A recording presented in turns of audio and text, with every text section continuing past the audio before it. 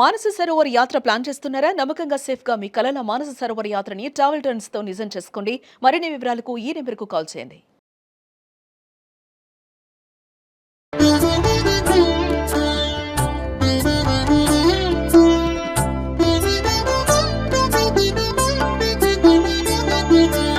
నమస్కారం.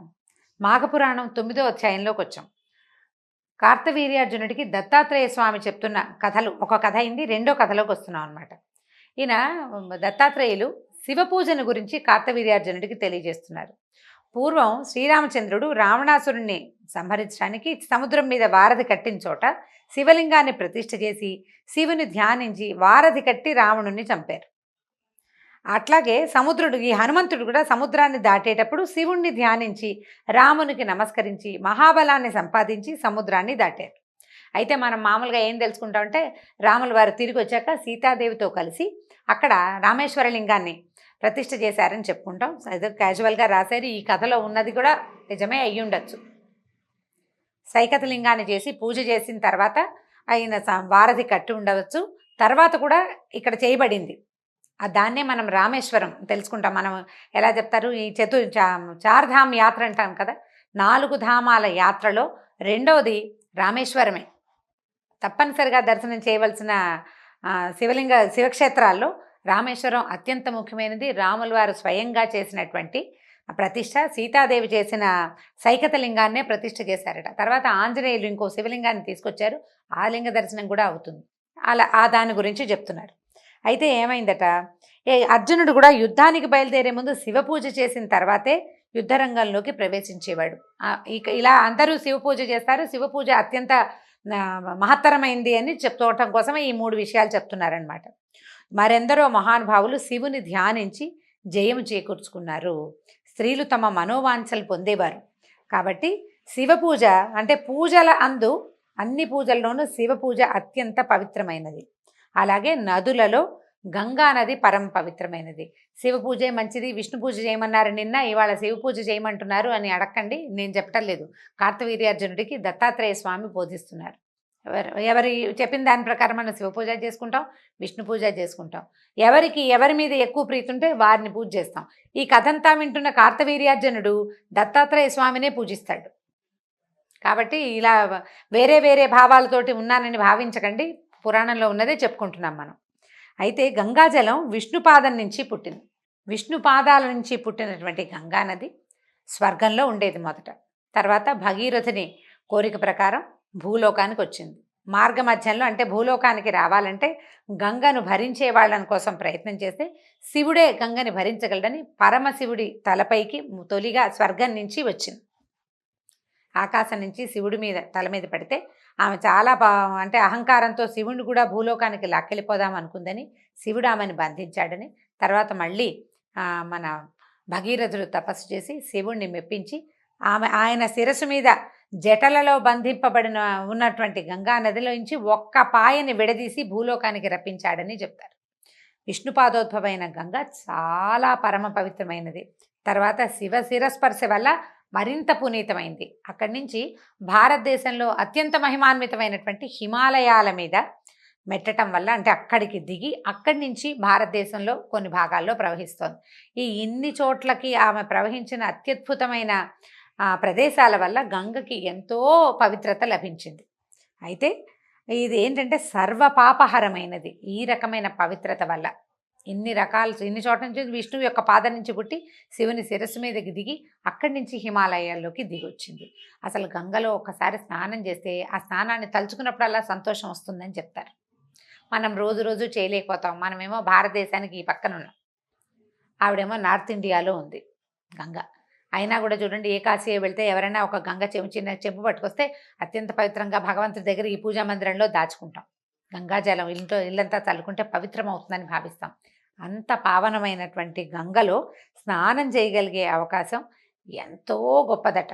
ఏం చెప్తున్నారు గంగాజలం గురించి? ఏం చెప్పాలంటే, ఒకవేళ మనం మన ఇంట్లోనే ఏదో స్నానం చేసాం, గంగ గంగ గంగ అని 3 పర్యాయాలు కనుక గంగని తలుచుకుంటే మనం స్నానం చేస్తున్న నీటికి కూడా గంగ అంత పవిత్రత వస్తుందట. మామూలుగా మనం పూజ చేసేటప్పుడు చూడండి, కలశంలో నీళ్ళు పెట్టుకుంటాం. గంగే చెయ్యము నుయ్యి చేయవా గోదావరి సరస్వతి నర్మదే సింధు కావేరి జలేస్మిన్ సన్నిధిం కురు అని చెప్పుకుంటాం. అంటే గంగా యమున ఆ నదులన్నీ నీళ్లతోటి సమానం కావాలి అని ఒక మంత్రం చెప్పుకొని మన దగ్గర ఉన్న చెంబులో నీళ్లు కలశోదకాన్ని గంగా తీర్థంగా అంటే సర్వ నదీ తీర్థంగా భావిస్తాం. 3 సార్లు కనుక గంగ పేరు తలుచుకుని మనం ఏ నదిలో స్నానం చేసినా మన పక్కన ఇంటి పక్కన ఉన్న చెరువులో స్నానం చేసినా వాపి కూపతటాకాదుల్లో ఎందులో స్నానం చేసినా సరే గంగ నామం జపిస్తే ఆ నీరు గంగా నది నీరు ఎంత పవిత్రం అయిపోతుందట. అలాంటి ప్రభావం కలిగింది గంగ నామం. అయితే ఈ విషయాన్ని కార్తవీర్యార్జునుడికి దత్తాత్రేయ స్వామి చెప్తున్నారు. కొంతకాలం కిందట కథ చెప్తున్నారనమాట. మగధ రాజ్యంలో పురోహిత వృత్తితో జీవిస్తున్నటువంటి 4 బ్రాహ్మణులు ఉండేవాళ్ళట. ఈ పౌరోహిత్యం అది చేసేవాళ్ళు ఎక్కువ మంది ఒకే సమూహంగా ఉంటారు. ఎవరికి ఏ అవకాశం వచ్చినా 4 పంచుకుంటారు. హోమాలు వాటికి మనుషులు ఎక్కువ మంది కావాల్సి వస్తారు కదా. వీళ్ళు 4 ఒక చోట ఉండేవాళ్ళట. ఈ 4కి 4 కుమార్తెలు ఉన్నారట. తలా ఒక అమ్మాయి ఉంది. అందరూ వివాహ యోగ్యం కలిగిన వయసు వచ్చిన వాళ్ళే అనమాట. ఒకనాడు ఏమైందట, ఆ గ్రామం కోనేటిలో స్నానం చేయడానికి వీళ్ళు నీళ్లు తెచ్చుకోవడానికి వెళ్ళారు. వెళ్తే అక్కడ ఒక గురుకుల విద్యార్థి వచ్చాడు.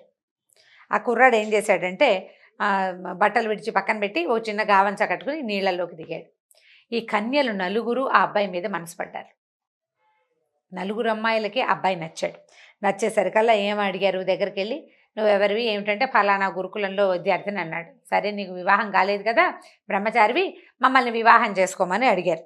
అడిగేసరికల్లా ఆ బ్రాహ్మణ అబ్బాయి ఏమన్నాడు, నాకు చదువు పూర్తి కాలేదు, నేను ఇంకా విద్యార్థినే, వివాహ యోగ్యత రాలేదమ్మా నాకు, నేను వయసు వచ్చింది కానీ ఇంకా చదువు అవ్వాలి, మా గురువాజ్ఞ అయితే కానీ నేను వివాహం చేసుకోలేను అనేసరికల్లా అమ్మాయిలు ఊరుకోలేదట.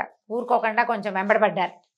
నీళ్లు చల్లటం మీద దగ్గరికి వెళ్ళిపోవటం, ముట్టుకోవడానికి ప్రయత్నం చేయటం, అంటే ఎలాగైనా అతన్ని ఒప్పించాలని భావించేశారు. అంటే తెగించేశారు అమ్మాయిలు. తెగించేసరికల్లా విసుగు పుట్టిపోయింది. అతను ఎంత తప్పించుకుంటున్నా సరే వీళ్ళు వెంట పడుతున్నారు.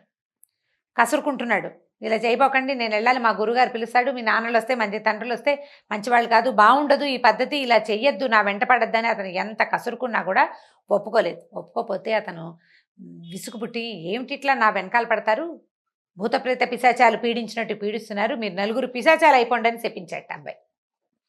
4 అమ్మాయిల్ని శపించాడు. శపించేసరికల్లా ఈ అమ్మాయిలకు ఒళ్ళు మండిపోయింది. నువ్వేం బ్రహ్మచారివి, 4 ఆడపిల్లలు మమ్మల్ని పెళ్లి చేసుకోమని అడుగుతుంటే ఒప్పుకొని వాడివి, పైగా మమ్మల్ని శపిస్తావా, నువ్వు కూడా పిశాచాన్ని అయిపోమని అమ్మాయిలు కూడా శపించారు. దాంతో ఏమైంది, 4 + 1 5 అక్కడ పిశాచాలుగా ఉండి ఆ కొలం దగ్గరే ఉండిపోయారు. ఉండిపోయి ఈ స్నానానికి వచ్చే వాళ్ళందరినీ బాధించడం, అంటే తీరని కోరికలతోటి ఉన్న ఆడపిల్లలు తాము అంటే భావించిన అబ్బాయిని పెళ్లి చేసుకోలేకపోవటం వల్ల, చదువు పూర్తి కాలేదన్న ఉక్రోషంతో, ఈ ఆడపిల్లల వల్ల నా పరిస్థితి ఇట్లా వచ్చిందన్న ఉక్రోషంతో ఉన్న ఆ కుర్రాడు అంటే బ్రాహ్మణ విద్యార్థి 5 పిశాచాలు అవటం వల్ల ఒక తీవ్రమైన తిక్కలో ఉంటారనమాట. ఈ వచ్చిన వాళ్ళందరినీ బట్టలు లాగేసేయటము, వాళ్ళు తెచ్చుకున్న వస్తువులు దొర్లించేయటము, వాళ్ళు తెచ్చుకున్న ఆహారాన్ని లాక్కుని తినేయటము, ఇట్లా కోనేటి దగ్గరికి వచ్చిన ప్రతి వాళ్ళని పీడించేవాళ్ళు. కొన్నాళ్ళకి కోనేటి దగ్గరికి జనం రావడం మానేశారు. ఆ ఊళ్ళో వాళ్ళు ఎవళ్ళు వచ్చేవాళ్ళు కాదు. అయితే ఊర్లో జనం రారు, ఇక్కడ కోనేటిలో ఏవో పిశాచాలున్నాయి ఎందుకులే అని. కాకపోతే పై ఊళ్ళ నుంచి వచ్చేవాళ్ళు దేవాలయం పక్కన ఉన్నటువంటి కోనేటికి, ఊళ్ళో ఉన్న కోనేరు అదే, ఊర్లో నుంచి వస్తున్న వాళ్ళు ఏం చేస్తారు, ఇక్కడ కోనేరు ఉంది కదా అని నీళ్ళకి దిగుతారు. వాళ్ళు వీళ్ళకి దొరికిపోతుండే వాళ్ళు ఎప్పటికప్పుడు. పై ఊళ్ళ నుంచి వచ్చే వాళ్ళకి ఏం తెలుస్తుంది, ఇక్కడ పిశాచాలు ఉన్నాయో రాక్షసులు ఉన్నారో తెలియక దిగుతారు. వీళ్ళు వాళ్ళ వెంటపడేవాళ్ళు అనమాట 5. ఒకనాడు ఒక సిద్ధుడు ఆ కోనేటి దగ్గరికి వచ్చాడట. వచ్చేసరికల్లా వాళ్ళు ఆయన దగ్గరికి వచ్చారు. వచ్చేసరికి ఆయన గుర్తుపట్టాడు, ఇవి పిశాచాలని ఈ రకంగా బాధిస్తున్నాయని అందరినీ తోలేశాడు. తోలేసి ఈ కుర్రాడు ఎవరు, ఈ బ్రాహ్మణ కన్యలు ఎక్కడి వాళ్ళు చూసుకుని వాళ్ళ తల్లిదండ్రుల్ని కలిశాడు. కలిసేసరికి వాళ్ళంతా ఆయన కాళ్ళు పట్టుకుని, బాబు ఈ మా పిల్లలు ఏమైపోయారో తెలీదు, ఇలా ఏదో జరిగిందని తెలుసు, ఈ పిల్లల్ని ఏం చేయాలో తెలియకుండా ఉంది, వీళ్ళ పిశాచ రూపాలు ఎలా పోతాయి, మాకు ఏదైనా ఒక దారి చూపించమని ఆయన్ని బతిమలాడుకున్నారు. అయితే ఆ సిద్ధుడు ఏం చేశారంటే, మాఘమాసంలో గయలో ఉన్న త్రివేణి సంగమంలో స్నానం కనుక చేయిస్తే 5 యథారూపాలు వస్తాయని చెప్పారు. త్రివేణి సంగమం ఎక్కడుందంటే అలహాబాద్ మన దగ్గర ఉందా, కాశీ దగ్గరికి వెళ్ళాలి, కాశీ దాకా వెళ్ళాలి, అలహాబాద్ కొంచెం పక్కనే కదా. అయితే వీళ్ళ 5 అక్కడికి తీసుకెళ్ళి స్నానం చేయించమని చెప్పాడనమాట. చెప్పేసరికల్లా ఈ తల్లిదండ్రులు, ఆడపిల్లల తల్లిదండ్రులు, తర్వాత ఆ విద్యార్థి యొక్క తల్లిదండ్రి కూడా ఈ పిశాచు రూపాల్లో ఉన్న పిల్లల్ని మీకు ఈ రూపాలు పోతాయని బతిమలాడుకుని సిద్ధుడు వాళ్ళని తరిమేశాడు. భయపడి బెదిరి తగ్గిపోయారు. వాళ్ళ శక్తులు కూడా కొంచెం తగ్గినాయి. అంటే మొండితనం తగ్గిందనమాట. ఈ రూపం పోగొట్టుకోవాలి, సాధారణ రూపం కావాలి అన్న ఆలోచన కూడా వచ్చింది. దాంతో అమ్మా నాన్నల మాట విని వీళ్ళంతా కలిసి త్రివేణి సంగమానికి వెళ్ళి మాఘమాసంలో త్రివేణి సంగమంలో స్నానం చేసేసరికి వాళ్ళకి ఈ పిశాచు రూపాలు పోయి మామూలు మానవ రూపాలు వచ్చేయట. అయితే ఈ మాఘమాసంలో నదీ స్నానం మనుషులకే కాక దేవతలకి గంధర్వులకి కూడా పవిత్రమైనది. వీళ్ళు ఈ రూపాలు పోగొట్టుకున్నారు. ఈ కథ చెప్తూ ఇంకొక విషయం ఏం చెప్తున్నారంటే, ఒక మాఘమాసంలో ఒకానొక గంధర్వుడు భార్యతో కలిసి వచ్చి ఈ గంగానది సమీపంలోకి దిగాడు. గంగానదిలో స్నానం చేద్దాము, ఇది విశేషమైన మాసము, ఇది చాలా మంచిదనేసరికల్లా ఆమె స్నానం చేయడానికి ఒప్పుకోలేదు. నాకు మారు బట్టలు లేవు, పైగా చలి. ఇప్పుడు ఇక్కడ కాకుండా స్వర్గంలో గంగానది స్నానం అయితే హాయిగా ఉంటుంది, వెచ్చగా ఉంటుంది, ఈ భూలోకంలో నేను చేయనందుట. ఆయనేమో అలా కాదు, వియద్గంగ గురించి ఆలోచించద్దు, మనం గంధర్వులమైనా కూడా భూలోకంలో ఈ మాసం ప్రత్యేకమైనది, ఇక్కడ స్నానం చేద్దామని ఎంత బతిమలాడినా ఆవిడ ఒప్పుకోలేదుట. అయితే గంధర్వుడు స్నానం చేయడానికి వచ్చాడుగా, భార్యను ఆ ఒడ్డును కూర్చోబెట్టి ఆయన దిగి స్నానం చేశాడు. ఆయన దివ్యశక్తులు ఆయనతోటి ఉన్నాయి. గంగానది స్నానాన్ని తిరస్కరించినందుకు ఆయన భార్యకి సిద్ధులు పోయినాయట. రూపం గాంధర్వ రూపం ఉంది, అలాగే ఉంది, కానీ ఈ శక్తి పోయింది. పైలోకాలకు వెళ్ళిపోవాలి కదా, వాళ్ళ లోకానికి, గంధర్వ లోకానికి కదలలేక అక్కడే ఉండిపోయింది. భర్త విమానం ఎక్కి వెళ్ళిపోతున్నాడు, ఈ అమ్మాయి కాస్త కింద ఉండిపోయింది. అతను ఇంకేం చేస్తాడు, ఈ శక్తులు పోగొట్టుకున్న భార్యని విసుక్కుని ఇంకేం చేయలేక అతని దారిని అతను వెళ్ళిపోయాడు. అయితే ఇక్కడున్న అమ్మాయి ఈ గంధర్వులకి ఏంటంటే కొంచెం ఇచ్ఛాగమనం, స్వేచ్ఛాగమనం ఉంటుంది. ఈ ఒకళ్ళే భర్తలతోటి ఉండటము అలాంటి విధి విధానాలు వాళ్ళకి లేవు. ఎవరితోటైనా తిరుగుతారు వాళ్ళకి ఆ పద్ధతులు లేవన్నమాట. అయితే ఏమైందట, ఆవిడ అక్కడక్కడే ఆ గంగానది చుట్టుపక్కల తిరుగుతూ ఒక ఋష్యాశ్రమాన్ని చూసింది. అక్కడ విశ్వామిత్రుడు అనే ఒక మహర్షి ఉన్నట్ట. ఈయన మన రామాయణంతో సంబంధం ఉన్న విశ్వామిత్ర మహర్షి అవునా కాదా తెలియదండి. 3-4 పుస్తకాలు చూశాను, అన్ని చోట్ల విశ్వామిత్రుడు అనే పేరుతోటే ఉంది. మన విశ్వామిత్రుడు చరిత్ర మనం చదువుకుని రామాయణాంతర్గతంగా ఉన్న విశ్వామిత్ర చరిత్రలో ఇలాంటి భాగాలు ఏం లేవు, ఇలాంటిది లేదు. విశ్వామిత్రుడికి మేనకతోటి శకుంతల కలిగిందనే కథ కూడా మనకు తెలుసు, కానీ ఈ విషయం మాత్రం మనకు తెలియదు, ఎక్కడా వినలేదు. ఇందులో ఉంది పురాణంలో, అందుకని పురాణాంతర్గతంగా ఉంది కాబట్టి చెప్తున్నాను. విశ్వామిత్రుడు రాజర్షి తర్వాత బ్రహ్మర్షి అయినటువంటి విశ్వామిత్రుడు వారు అవునో కాదో సరిగ్గా తెలియదు. ఈ ఋషి పేరు విశ్వామిత్రుడు. ఈ గంధర్వ కన్య స్త్రీ ఏం చేసింది, తిరుగుతూ ఆ విశ్వామిత్ర మహర్షి ఆశ్రమంలోకి వెళ్ళి మెల్లిగా ఆయనతోటి కలిసి ఉండటం మొదలుపెట్టింది. ఆయన కూడా నిజానికి ఋషే కానీ ఈమె యొక్క సౌందర్యానికి దాసుడైపోయి తన తాలూకు ఋషిత్వానికి కొంత పక్కకు పెట్టి ఈమెతో కలిసి స్వేచ్ఛగా తిరగటం మొదలుపెట్టాడట. అయితే కొంతకాలం తర్వాత ఏమైంది, ఈ గంధర్వుడు తిరిగి వచ్చాడు భార్య ఏం చేస్తుందో చూడ్డానికి. అంటే ఆయన స్త్రీ కదా, చూసేసరికల్లా ఈ విశ్వామిత్రుడితో కలిసి తిరుగుతున్న భార్యను చూసేసరికి ఆయన ఒళ్ళు మండిపోయింది, పిచ్చి కోపం వచ్చేసిందట. స్నానం చెయ్యి, మంచిది అని చెబితే చెయ్యవు, కానీ నువ్వు ఇలాంటి పనులు బాగా చేస్తావు, పాషాణాన్ని వైపో నువ్వు అని భార్యను శపించాడు. శపించి, నువ్వు ఋషివయ్యుండి గంధర్వ స్త్రీతోటి సంపర్కం పొందుతావా, నీకు బుద్ధి లేదా, కోతి ముఖం వాడి వైపోమని విశ్వామిత్రుడిని శపించాడట. ఋషికి కోతి ముఖం వచ్చేసింది. ఆ స్త్రీ ఏమో పాషాణంగా మారిపోయింది. గంధర్వుడు కోపావేశంతో వెళ్ళిపోయేసరికల్లా కొంతకాలానికి నారద మహర్షి అక్కడికి వచ్చాడు. ఈ వానర ముఖంతో ఉన్నటువంటి ఈ ఋషిని చూసేసరికల్లా ఆ ఋషి కూడా దుఃఖంతో నారద మహర్షి శరణి వచ్చాడు.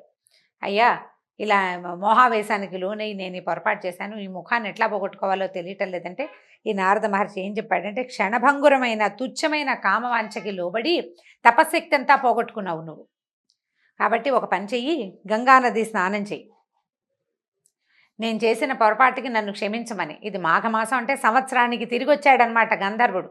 మళ్ళీ మాఘమాసానికి వచ్చాడు. మాఘమాసం గంగానది స్నానం చేస్తే ఈ పాపం పోగొట్టుకున్నవాడు అవుతావు. నీ కమండలంతో, అంటే స్నానం సంధ్యాదులు ముగించుకుని నీ కమండలంతో, ఆయన తెచ్చుకుంటారు కదా పాత్ర ఉంటుంది, కమండలం తెలిసే ఉంటుంది అందరికీ. ఆ కమండలంతో నీరు తెచ్చి ఈ పాషాణం మీద జల్లు, తర్వాత ఈవిడేమో అమ్మాయి దారిన అమ్మాయి వెళ్ళిపోతుందని చెప్పాడు. అప్పుడు ఈయన విశ్వామిత్రుడు తను చేసిన పొరపాటుకి బహుదా చింతిస్తూ ఈ మాఘమాసంలో గంగానది స్నానం చేసి తన వానర ముఖాన్ని పోగొట్టుకున్నవాడై సంధ్యాదులు, శ్రీహరి పూజా విధానము అన్నీ కావించుకుని శివ పూజను కూడా సల్పంటే శివకేశవులు ఇద్దరిని పూజించి తర్వాత కమండలంతో నీరు తెచ్చి ఈ పాషాండం మీద చల్లాడు. దాంతో ఈ నీటి స్పర్శ తగలంగానే ఆ గంధర్వ స్త్రీకి రూపము వచ్చేసింది, ఆమె యొక్క శక్తులు కూడా తిరిగి వచ్చినాయి. ఆ స్త్రీ ఆమె అంతటా ఆమె దారిని వెళ్ళిపోయిందట. ఈ విధంగా పూర్వ రూపాన్ని పొందినటువంటి విశ్వామిత్రుడు తపస్సుకి వెళ్ళిపోయాడు. అయితే ఇది దత్తాత్రేయ స్వామి కార్తవీర్యార్జునికి తెలియజేశారు. ఈ కథతోటి ఈరోజు అధ్యాయం పూర్తయిందండి. మళ్ళీ కలుసుకుందాం. నమస్కారం.